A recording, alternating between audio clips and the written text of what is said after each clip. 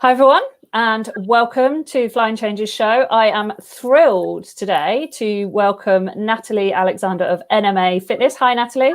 Hi, how are you? Yeah, good, thank you. Thank you so much for coming in to talk to us today. Tell us a little bit about your business, NMA Fitness. What's that all about? So it's a coaching business for equestrians, solely equestrians. I'm working with riders to try and help them improve their riding performance through a weight loss and body conditioning program. So we cover all bases from nutrition, training, right through to mindset. So it's like a complete package. Just trying to get riders to get the best out of their partnership and actually enjoy their riding without being nervous, anxious, or worried about what other people are thinking about them. Wow, sounds amazing. It sounds like something every rider probably needs at some point in their life, for sure. So tell us a little bit then about how it is that you got into that. What's your story? So the journey into my fitness world actually started with a spinal injury. So I used to be an event groomer. I was a head groomer, an event rider, obviously an international event rider. We was at a competition one day. I was studying up, and this slightly highly strung mare, shall we say, spun around as I was doing a hindsight and sent me flying, and it put out the lower 3 discs in my back. And that was obviously extremely painful. Anyone that's had a spinal injury will know how painful that is. And the road to recovery meant lots of physio and lots of strength building, which went on for over a year. So I didn't get back on a horse. I didn't touch a horse's foot. I didn't go near a horse for a year. And spent all that time in the gym, sort of physio, strength building. And then when I was sort of cured, as you'd say, when I did get back on the horse, I was amazed at how much my riding had improved, which seems a bit daft considering I hadn't sat on a horse for 12 months. But because I'd worked on myself, I was stronger, I had better position, and my mindset had changed as well with all the work I'd been putting into myself. When I got back on the horse, I was just amazed at how much my riding had improved. So then that was kind of my light bulb moment. And then since then, I've not stopped working on myself, whether that's mindset or the training or nutrition. And I just kind of want to get that through to other riders. Like typically we spend a lot of time when we're having a problem, we go to an instructor or we try and buy a new tack, but we never work on ourselves. And that's where it all comes from. We are 50% of this partnership. So we kind of need to start looking after ourselves a little bit more. And so that's kind of where my journey started with my spinal injury, which led to fitness training, which led to this light bulb moment, which is what I kind of want to share with other riders. Amazing. And I completely agree with you on the people spend a lot of time on tack, kit, the latest thing, the newest product, more training, but actually you end up training the same skills that you've already got in a way. If someone's not coming in and changing that movement pattern or that brain pattern or, that way that you're compensating for something, you're just going to keep training that in if you keep going to train, aren't you? Unless they happen to change that, but that's not their realm of expertise, is it? So I'm completely with you on that one. And what have been some of the challenges that you've faced yourself, maybe in your riding and growing your business and developing your business along the way? So I was kind of, with my riding, I used to, before spinal injury, I thought I was quite a good rider. And then it's not until you look back at the pictures afterwards and you're like, oh God, my riding was pretty shocking. And my position, what was I doing? But it was a confidence thing for me, my mindset. When you start working with yourself, it's amazing how once you become a little bit more confident in yourself on the ground in day-to-day life, how much that comes through when you get on the horse. So I'd say that was a massive thing. You have to kind of feel good about yourself for you to actually ride really, really well, I think. So confidence, self-belief is a big thing. And that also comes through in the business. Everyone gets tough times in the business, and I kind of sometimes question myself, like, oh, can I do this? Should I be doing this? And then you get like a breakthrough, and one of the clients comes to you and said, oh, I've had amazing results. I had a really good lesson. Thanks so much. Then you're like, yeah, actually, I am doing good. I'm just going to stick to it. It's worth it. Even if it just helps a few riders make that little breakthrough, it's definitely worth it. So biggest challenges, I think, is self-belief and mindset, which, you can obviously fix through going to a mindset coach, but you have to feel good in yourself for you to believe that, I think. That's so true. I have so many riders that we work on their mindset, we get them more confident, we get them performing better, we get them happier. But actually, ultimately, if they're not happy in their self and their body, or they've got physical issues that they're finding it hard to overcome, that's actually really quite hard, because, you know, the idea about mindset is about belief, isn't it? And the proof is that if you're trying to do something with your body and it won't respond the way you want it to, then you're backing up that belief that you can't do it. And absolutely. I completely agree. Yeah, the number of people that want to look better on a horse, for instance, and they're talking about body image, really, is what they're talking about. It does make such a big difference to how you feel when you're riding. I mean, I know I've been through huge weight loss programs and you know, fitness programs, all these kind of things. And the day that I bought my beautiful jacket that fitted me really nicely, and I put it on, I rode my best that day. Because I looked in the mirror when I was warming up on my horse and I thought, yeah, look at that. That's good, and rode better. So it really does make a difference, isn't it? This idea of looking good and feeling good do add to your performance. What's been your experience of that? Yeah, it's kind of a similar sort of thing. So I've always, since being a kid, all I've wanted to do was an event, and I'd go to these events and look at these riders and like, oh, they've got that jacket on, maybe I need that to look the part, or they've got that saddle or that martingale, maybe I need that to look the part. So I go buy it, spend hundreds of pounds, as we do, trying to look the part, and just something was always missing. And again, it comes down to your self-belief. If you feel confident, you're going to act confident, and it's going to shine through you. But also, I wasn't at that level, obviously. I was an amateur. I was trying to be that professional rider, and without realising how much work they put into themselves, their fitness. That's why they're all sat up tall and have really good seat and really good core, and their hands are independent. It's not because they've got a really expensive jacket on. It's because A, they ride a lot of horses, B, they've been doing it many years, but the main reason is they take it so seriously that they really work on themselves. So some of them, yeah, they ride 10 horses a day, but they go home and then spend an hour in the gym as well, just to make sure they are that fine-tuned athlete that we see, that we all kind of aspire to be. So I think that was the biggest thing. I fell into that trap as well, going, oh, I think I need that new jacket. That's going to make me look the part. That's going to make me, really feel the part. But the jacket will make you feel good when you put it on, but you still have to have that little bit of confidence as well. And see that it's not just the jacket that's making them look good. It is because they spend a lot of time getting to that level. Okay, I'm not saying that if you're an amateur rider, you're never going to look the part, but just take a little bit of time to concentrate on yourself, because if they're doing it at that level and they're still spending time in the gym on themselves, why aren't you doing it? So I think that was the biggest thing. Yeah, definitely.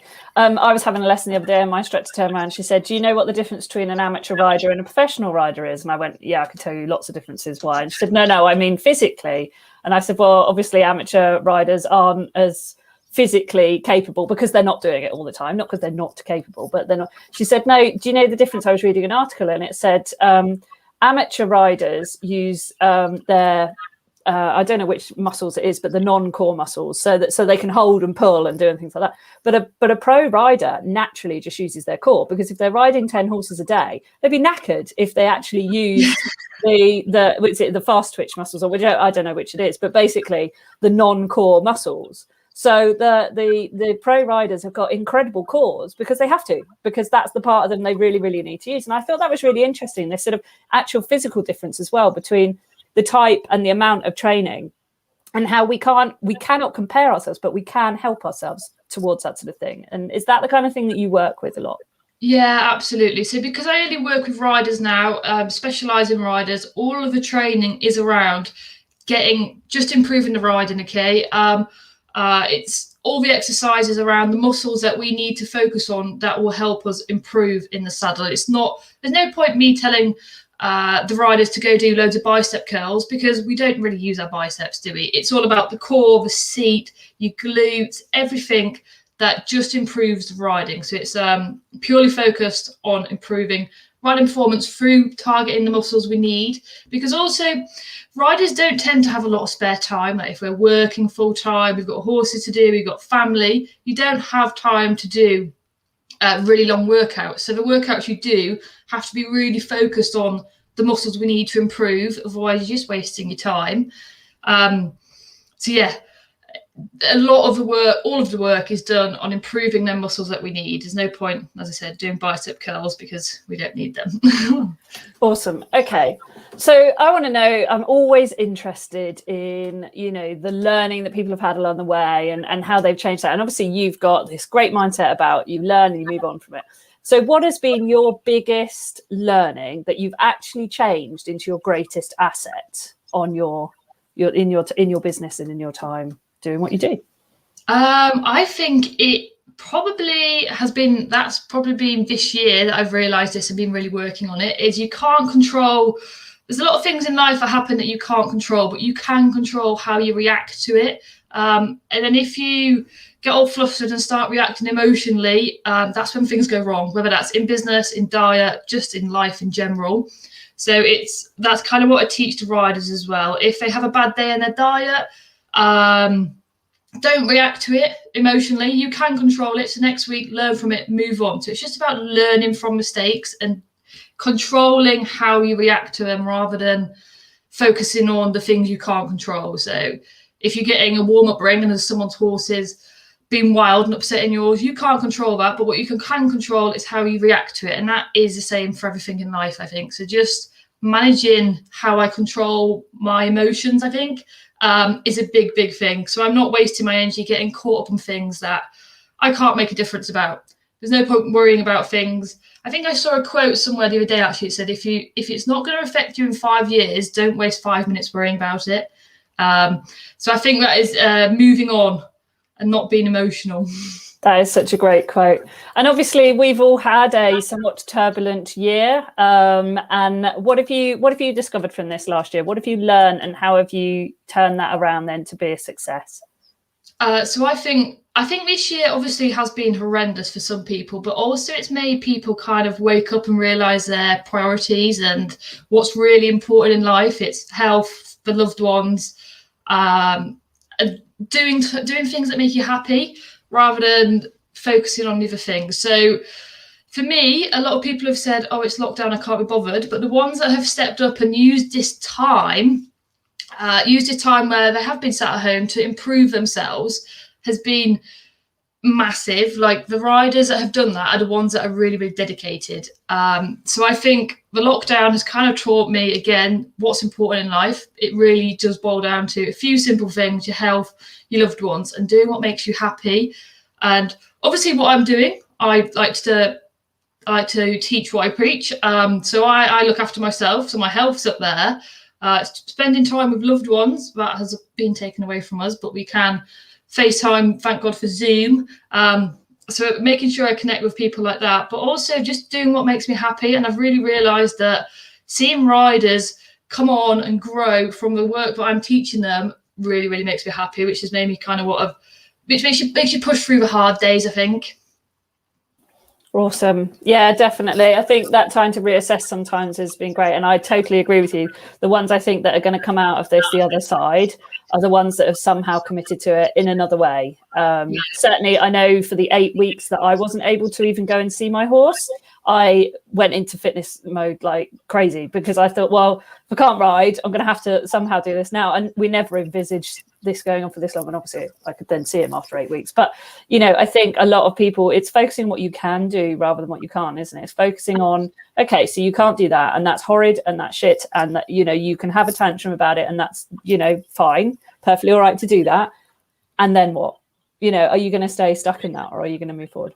That's it. It's an opportunity, isn't it? That's exactly it. And people say, oh, I'm a pessimist or I'm an optimist, but it's not about who you are and whether you look at things that way. It's just the way you decide to make the choice and make the decision to think. It's not who you are. There is no such thing as a pessimist or an optimist. There are people that view things in different ways. So I would like to know, I love this question. What's an assumption that's commonly made about you or what you do? And why is that not the case? So I think the biggest one is that my work's just about weight loss. It's definitely not. Okay, weight loss is a big part of it, but it's almost a byproduct of what we're doing. I sometimes get people message me like, oh, I just want to lose a few pounds. And I'm like, but really, why do you want to lose them few pounds? There's always a reason why. And the reason why is always a little bit deeper when you start digging into it. So yeah, biggest assumption is that the work I do is purely weight loss, and that, as I said, it's just a byproduct of it. There's so much that goes into my coaching, as I said, with training, nutrition, and mindset, but it's all about creating lifestyle changes. So I like to teach my clients how to manage their nutrition and their training and everything going forward, so that once they finish working with me, they can do it on their own. They're set for life. They have the building blocks they need. So whether a holiday pops up, a wedding pops up, or even, God forbid, another pandemic pops up, they know how to handle it. So they're set for life. When clients, some people come to me and say, oh, like I said before, I just want to lose a few pounds. If there's no real reason why, I kind of say I can't help you, because that's more for Slim Fast, Slimming World, Weight Watchers, whatever it may be. This is more of a lifestyle change. It's completely life-changing results we get. So if you're just looking to lose a few pounds, yeah, that's not what we do. We are about changing lives for good. So improving your health, getting rid of aches and pains. I think the biggest, the best result I've had this year was a rider came to me. She's been riding for a long time. I think she's about 10 years, but for the last 2 years, all she's done is walk because she had such bad back pain. She couldn't trot, she couldn't canter, she couldn't do anything. So we worked on that.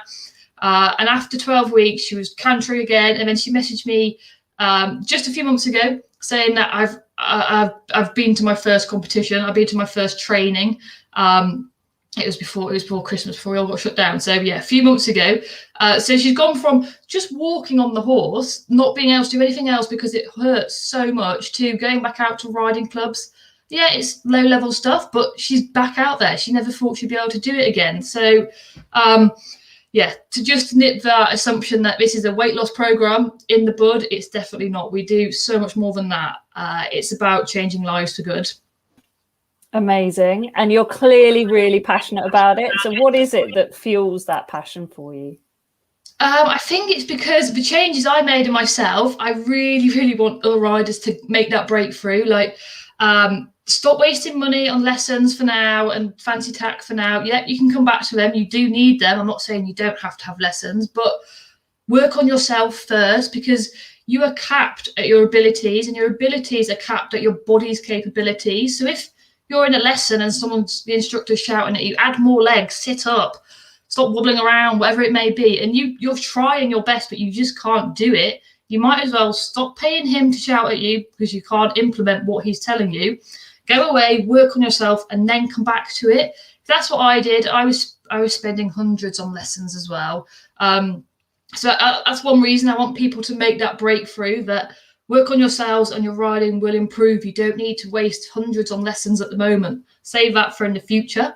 And also, because it's health, like your health this year, if this year hasn't made you realize that health is so important, nothing will.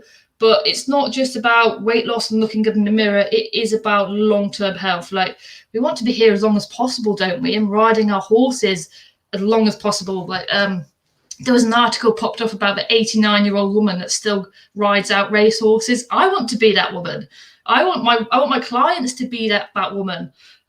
So long-term health, and just also going back to the weight loss thing, in the social media and stuff, there's all these crazy diets that are just horrible.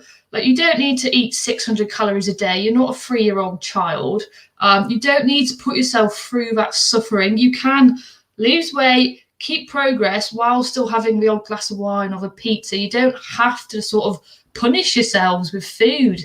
There's no need for it. So I want to kind of enlighten people and teach people about nutrition so they don't have to turn to these crazy diets. Like, we're riders. We put a lot of effort and a lot of work into our horses, and you can't do that while you're trying to starve yourself on 600 calorie diets or fasting for however many hours. There's no need for it. You don't have to do it. So yeah, health, teaching people about nutrition, and just trying to get that breakthrough are kind of my biggest drivers.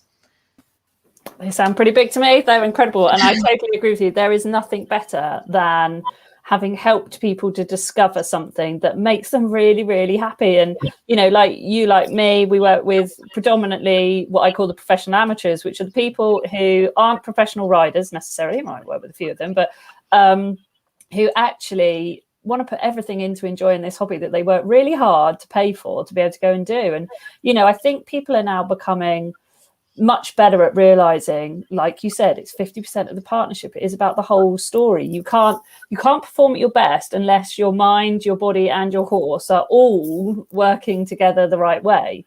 And even then, there's your horse's body and your horse's mind as well. So it's this complicated puzzle, isn't it, that we've got to look at all of it to work out where we need to be.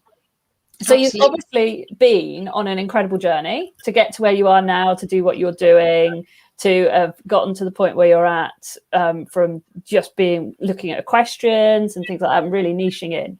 Who have been people that have really inspired you along that journey? So I would say, obviously, that lady that I just mentioned, that would happen quite early on, because I used to just be a personal trainer alongside being a groom and working with I call them average people. I really shouldn't call them average people, but people who work 9-to-5 jobs and don't have horses. Then once I niched in on equestrians, this lady come up quite early on, and she was a real inspiration for me, because it's just changing people's lives. So my clients are my inspiration, basically. They're the ones that kind of make me get out of bed and film videos when it's -6 outside and push on for them. It's just my clients, really. I do have sort of business coaches that keep me going in my business side of things and the marketing, because that's a complete different ball game. And they're my inspiration for that. But really, my clients are the ones that keep me pushing on. Awesome. That's incredible. And you were talking about crazy fads and silly, funny diets and all these things that everyone's had a go at them, but they're just not sustainable. What's the craziest story you've come across, or the craziest thing that you've come across in your time, from either clients or from other people, or that you've just gone, God, that is madness? What is going on? I think it was the lady that came to me and was like, oh, my last coach gave me 600 calories. And I thought, hang on, I eat 600 calories in one meal. What's wrong with this person? And she's paid someone to tell her to eat 600 calories. That is madness. This person should have qualifications, should have a certification. She should not be telling you to do that. And she was making her get up at 12 o'clock in the morning to drink iced lemon water. What's wrong with people? You don't do that. You'd be on the toilet all night. So yeah, she put her on 600 calories, and she had to set her alarm at 12 o'clock in the morning to wake up and drink iced lemon water, because apparently it's really good for your metabolism. Well, I don't want to do metabolism at that time of night. Thanks. It would be quite handy if you've got to get up super early to go out competing or something, perhaps. But yeah, that's madness. I like my sleep too much. Yeah, definitely. And so actually, that's a good point. How important then is sleep and things, and rest and things like that in all of this? Well, because we're in these busy environments, we're working hard to pay for the horses. People are going like commuting, or maybe not so much now, but they probably will be getting back to that maybe at some point. And they're getting up early maybe to do the horses, and then they're getting home late, and they're doing all these things. How important is rest as a part of the program? Super important. So I do a 5-day free challenge, and I kind of talk a little bit about sleep in there. And people that don't really understand properly are a bit like, oh, it's just sleep. It's kind of we sleep when we're dead's kind of one of the comments I got back. And I thought, well, yeah, you can do that, absolutely. But if you want to live your life to the fullest while you're here, you need to rest up. So it's obviously, with us being physically active as well, as much as we are, you need to rest, because your body does need chance to recover, especially if you're riding X amount of horses and carting heavy wheelbarrows around. Like you are breaking down muscle cells, and they need chance to recover.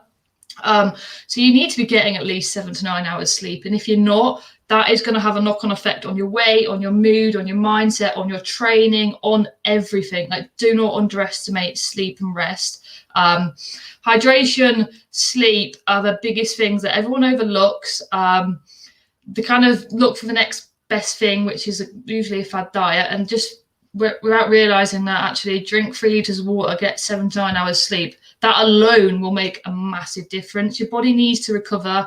You need to keep hydrated. This is a good example I always use. If you're trotting down the centre line and you've got an early dressage test, say it's 8 o'clock, and then you get halfway down, you go, oh God, Do I go left or do I go right? You have that brain fog moment. Now, obviously, that could be to pressure and stress from getting there and stuff as well. But if all you've had that morning is 1 cup of coffee, you're dehydrated. Quite simple as that. Your brain is 60% water. So if you don't hydrate it and it's dehydrated, it is not going to work properly. So super, super important competition mornings. If you have that brain fog or in your show jumping around and you can't remember where the next fence is, yeah, you need to be drinking water, because the chances are you're dehydrated and your brain just isn't working properly. And obviously that has effect on sleep as well. If you're sleep deprived, it's going to affect your metabolism. It's going to make you groggy. It's going to make you forgetful because your brain's exhausted. And also your nutrition, your weight, is going to make you crave the sort of, I don't like to call foods good and bad food, but it's going to make you crave the more calorific foods. So don't deprive sleep or water. It's super, super important. Your body needs it. It's the basics that everyone overlooks. Yeah, I've definitely had those moments with the early dressage test where I've warmed up and things, and I've gone to go down the centre line and gone, right, I can't breathe. There's no liquid in my mouth. How am I going to get around this test? When actually I can't even swallow. And that wasn't nerves. It's just like you said, it's dehydration. One of the things people do find hard, though, I think many people might have forgotten this, but they'll soon start realizing it again when they get back out competing, is a lot of people, including myself, we can't really eat before we compete. Like, it's not a nice feeling and what have you. So we might rely on certain things to help us out that we can stomach in the morning, or we can do. What kind of things do you have as tips for people, or ways of getting some nutrition and maybe some hydration in before you go out and compete, when actually you don't, it's the last thing you want sometimes? Yeah, sure, I get that. And if I'm eventing, I don't really want a big breakfast either, when a big carby protein breakfast would be what you'd, if you was an athlete that wasn't going to get on a horse, that's what you'd be going for. So when it comes to that, I don't often turn to supplements, but when it comes to that, I would probably say a protein shake, because it's light, it's easy to drink. You can drink it if you're running around trying to plat up or anything like that, but it's not too heavy on your stomach, so you can obviously still ride without getting that sicky feeling. But it's got everything you need. You need a good carb source, because carbs, your fuel, and carbs also brain fuel. That your brains can't properly use protein and fat for fuel. It needs carbs, which is why I think keto is such a really bad diet. But anyway, going off track there. I would turn to a good shake, one that's not loaded with sugar, because then you're going to get that sugar high and then that big drop probably right when you need that high. So protein shake, and turn for a whey one, because a whey isn't a supplement, it's a byproduct of I think it's cheese making. So it's a bit kinder on the stomach and it's not as artificial. So I would turn to a protein shake if you can't stomach food before you get on, and then take a packed lunch with you, anything to avoid that chippy van. I'm not saying you can't eat cheesy chips, but on a competition day, your body needs proper fuel, like your horse does. You wouldn't give your horse, I don't really know an example for a horse. You wouldn't give him something different on competition day, would you? So you need to make sure your body has the fuel it needs to see you through effectively. So you're not struggling for energy. You're not feeling really lethargic from the grease from a cheesy chip. So protein shake in the morning with fruit, if you can manage fruit. Even some electrolyte water would be really, really good. I then take a packed lunch with you, to take some carb source like wholemeal pasta or rice, and some protein source in there, and just loads of veggies. You can eat it cold, make it the night before, put it in a little Tupperware box, and it's perfect. Just to keep you away from that chip van. Oh, that's good to know, because actually I love my protein shakes in the morning, and I was thinking, I'm gonna try those before I compete, because I only really started sort of doing this sort of thing last year. Yeah. And that's really good to know then, that actually they are good, because I was like, I don't know. I should think they are, because I used to use them before I went to the gym and stuff, but still, you don't want to sit in heavy. And the cheesy chips, though, they are my little reward at the end of the day. They're not my whilst I'm still competing, but if there are some, they're my little, well, you've worked hard for these, they're little treat. At the end of the day, I think it's okay. So what are then some of the challenges, that the usual ones that you come across? Because when we've been doing this a long time, we eventually it's kind of like pretty standard stuff. You come across an occasional unusual thing, don't you? But you kind of, you kind of go, yeah, that's normal. Yep, seen that before. Yeah, lots of times. What are the main challenges you find that people come across when they're trying to get fitter, healthier, maybe lose a bit of weight, become a stronger, better rider? What sort of things are the normal ones? So I think the biggest one is self-sabotage. Like, it's kind of in society is kind of ingrained in us that at the weekend everything goes out the window and we go off plan. I don't really know why. I kind of get it because it's the weekend, you want to relax. But if you include foods that you like in throughout the week, you don't have that need for the big binge at the weekend. So self-sabotage is a big one. People work really hard through the week. It comes to the weekend, and just because society says so, we have to give up and everything goes out the window at the weekend. And it's the same with the training. People work really, really hard through the week, and then it gets to the weekend and it kind of all slips. Now, with the training, it's not as bad. Obviously, if you miss 2 days, it's not the end of the world. But it comes down to the mindset side of it as well. Self-sabotage, when you're going for your first competition and that little voice inside your head telling you you're not good enough, you don't deserve to be here. Self-sabotage is like the biggest problem we face, and that's what we work on. That's a big part of it. We try and nip that in the bud nice and early, because that's what's going to knock you off track, basically. So there's lots of ways we manage that, because it does pop up in training, nutrition, and then when we put everything to test, when we go out to competitions, it always pops up. So we do have a mindset coach in the training that comes in every month, to work on that, because, as I said, that is the biggest problem. Self-sabotage. One way around it with our nutrition is nothing is off limits. So it's not like a cheat meal. You don't have to have the binge at the weekend, because if you fancy a glass of wine on a Monday night, you can have a glass of wine on a Monday night. If you fancy a takeaway on a Tuesday, going wild, you can have a takeaway on a Tuesday. You don't have to wait to the weekend and then completely throw everything out the window. It doesn't have to work like that. Awesome. And so I hear people talking about self-sabotage all the time, obviously, in what I do. And, you know, they always say, oh, well, I kind of get towards where I want to go, and then I sabotage, I don't do it. And I think the interesting thing about self-sabotage is then you have to start thinking about whether you really wanted that goal, and how do you work on kind of setting the goals for people, especially as they'll come to you and they might say, you know, I want to get fitter for riding my horse, or I've got a competition coming up. I want a bit more maybe stamina or strength or whatever it is. How do you actually start really defining those goals with them so that you can make sure that they're actually going to achieve them for the right reasons? Yeah, sure. So I think that's where your reason why comes in. And before I even take a client on, we dive into the reasons why they want to start, because it will pop up and it will cause a problem down the line if the reason why just isn't big enough.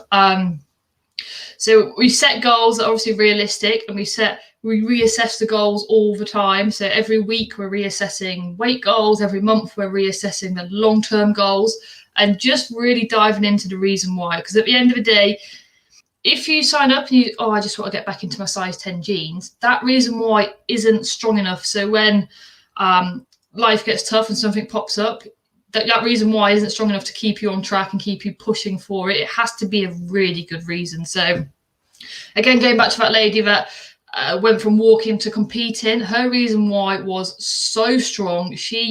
It broke her. She was depressed at the thought of not being able to ride properly again. So that reason why was strong enough that nothing was going to knock her off track. So it's just about diving into the reasons why people really want to do it, and constantly reassessing.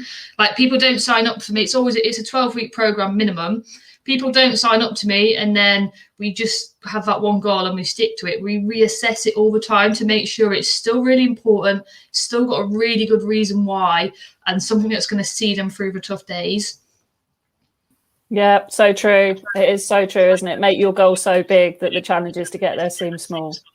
Absolutely, yeah. That's a really good way of putting it. Yeah, that's the way I always say. Make sure that the goal is such a big goal that you are so desperate to achieve it that the next step, the hurdles you have to overcome to get to it seem so small in comparison to the fact that you're desperate to get there, that they are then not issues in themselves.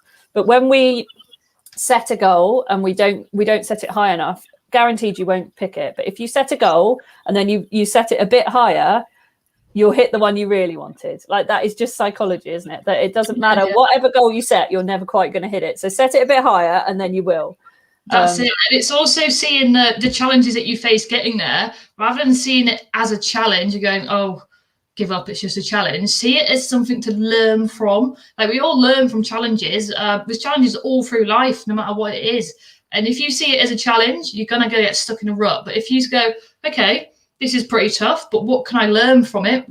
How am I going to grow as a person, so that when the next challenge comes along, it doesn't seem quite so bad because you've dealt with this one. Like, if life was a bed of roses and you had no challenges, the smallest little thing would just throw you off the edge because you won't know how to manage it. So it's about controlling these challenges and flipping that mindset so you see it as an opportunity to grow, an opportunity to learn, rather than going, this is hard, give up. And that's so true. And actually, you know, I come across people that haven't built that resilience. They haven't built that ability to overcome things, see it as learning, because actually as a child, they found it easy, or they went up through the levels fairly quickly, or, you know, things were just something that they were, I hate to use the word talented, but they felt they could just do. And then actually when they get a different horse, or they have to try and balance work and life, or you know, maybe their body isn't quite how it used to be or whatever, they then start to find these challenges. They haven't got that resilience. They haven't got that mental ability to overcome those things. And they flaw them. And then it comes out in some of the other areas. Absolutely. So my last question for you then, Natalie, is what is it that makes you really unique then? What is it that makes you you? Is it in my business, or as in me as Natalie Alexander? Well, because your business is so much based upon you, isn't it? And what your thoughts are and your beliefs are. So it'll both, that's fine, but one will be very much linked to the other. Okay. So business side of things, I think what makes my business unique is we only work with riders. We're not trying to serve the office workers and people that come home at 5 o'clock and don't have anything to do. Like, we only work with riders. So I'm a rider for myself. I've been riding horses since I was a kid. So like, I've got 26 years. So I know the equestrian world inside out. I know the challenges you face, which means I'm prepared for them and I can help you get through them a bit easier. But also, as I said, it's not about quick fixes. This is about lifelong results. If you come to me and just want, I lose a few pounds, we're not going to work together, because that's not what I'm about. I only work with people that have that vision, have that aim and drive to work, to make life-changing results, basically. So yeah, but I only work with riders, I think, and I don't just do weight loss, it's the whole package. Okay, if you come to me with a problem with riding, you'll soon realize that it's not just weight loss, it's not just training related. You need the full package, and then you can walk away into the rest of your life and know that you're kind of sorted, you know how to manage it. So it's about getting lifelong results, I think, is what makes me a bit unique. We're not just after quick fixes, get the next one in, lose a few pounds, get the next one in. It is about creating lifelong results. We have a really big community of riders, and they just all support each other, which I think is fab.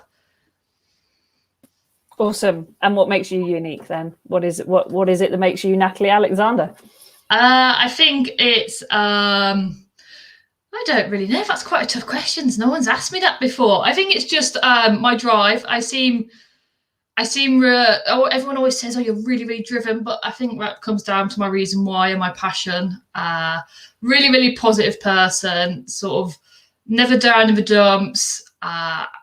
I don't really know. No one's ever asked me that question. Well, that's quite a good question. Yeah, it's a good one. You can put that in your arsenal now of questions when you ask people, what makes you unique? Yeah. Well, thank you so much, Natalie. It's been an absolute pleasure to talk to you and to really experience that drive and that passion that you've got, and hear about, you know, what it is that makes NMA fitness so good for riders, and something that everyone needs to really look into. How do they get a hold of you if they want to do that? So the probably easiest way is to hop on to my Instagram or my Facebook. My Facebook, the best page is my personal one, Natalie Alexander, and the other page is still growing. Or on Instagram, nma.riderfitness. It's probably the best way. Drop me a message and we can have a chat. Awesome. You know, no doubt you'll be inundated with these, especially when the people are now listening onto this as a podcast as well. So thank you so much, Natalie. It's been an absolute pleasure talking to you today. Thanks for having me. Really enjoyed it. Thanks. Goodbye. Bye.